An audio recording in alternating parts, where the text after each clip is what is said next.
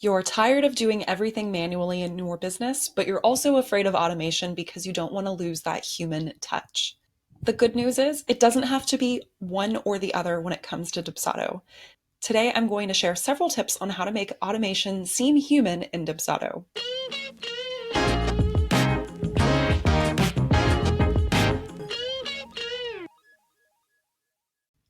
Welcome back to the Productive Co YouTube channel.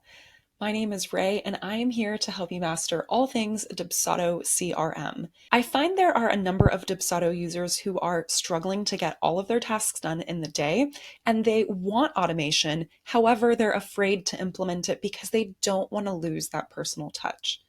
However, there are several things you can do within your Dubsado setup to make your automation and templates seem more human, more personal, and less robotic. The first way I recommend making workflow automation in Dubsado seem more human and less robotic is to use what's called smart fields. So you can use smart fields on both forms and in emails. And these are little pieces of code that you can drop into the form or email that will autofill based on the information you have in Dubsado.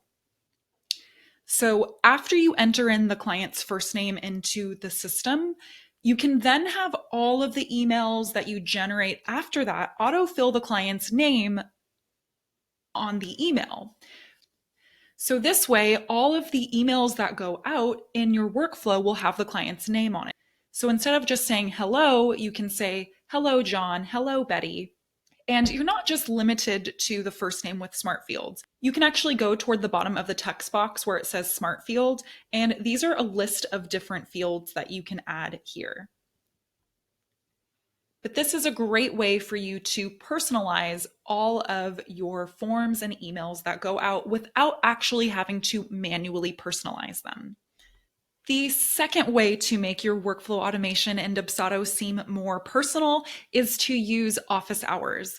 So if you go into templates, workflows, and then up toward the top here, you can see underneath where it says workflow, you can see set office hours. If you click on this, you can set what would be your normal office hours. I'm just going to take a guess here and say that your hours are 9 to 5. You can see there's a note here that tells you what exactly this does. So how this works is if your workflow is set to trigger different actions, one after the other, but that action falls outside of your office hours, say 5:30, that action actually won't trigger until the next day at 9 a.m. This way, your clients won't be getting stuff at midnight when your clients know that you aren't online. I personally don't use this feature. I don't mind that my clients know part of my system is automated. I prefer the next steps in my workflow to trigger immediately. It's completely up to you, but this is an option for you.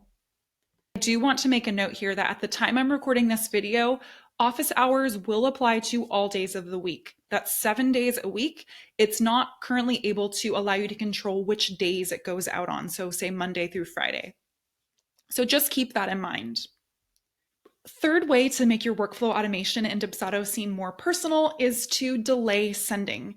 So if you go into templates and workflows and start adding different steps to your workflows, you can choose when those steps happen. So I typically like to have all of my steps go out immediately. So in order to do that, I would put 0 days and then choose when I want that to be, whether that's after the project start date or after the invoice is paid in full. Now, say if you have an appointment with a client and you get off a call with them, maybe you don't want a form to go out to them the second their call ends. Maybe you want it to go out 15 minutes later. You can go ahead and select hours and then put 0.25 hours. That's just a workaround for making it 15 minutes. So you can delay sending on the different actions in your workflow. My next tip is to write your forms and emails like you speak. If you want your system to seem personal and your business is pretty informal, Perhaps you don't want to address your clients as greeting John Smith, but instead, hi, John. Write like you speak. This is a great way to make your canned email templates seem like they were written specifically for that client. And they'll never have to know that you're using a template. The last way I can recommend making your workflow automation seem more personal in Dubsado is to create a to-do task in Dubsado. So if you want to edit something before it goes out because you want to make it more personal, you can create a to-do in Dubsado's workflow. So you would go to add an action, and from this drop-down box, you're going to select Create To Do, and then you'll give yourself instructions on what you want to do. So in this case, I'm going to edit and send a proposal for the client.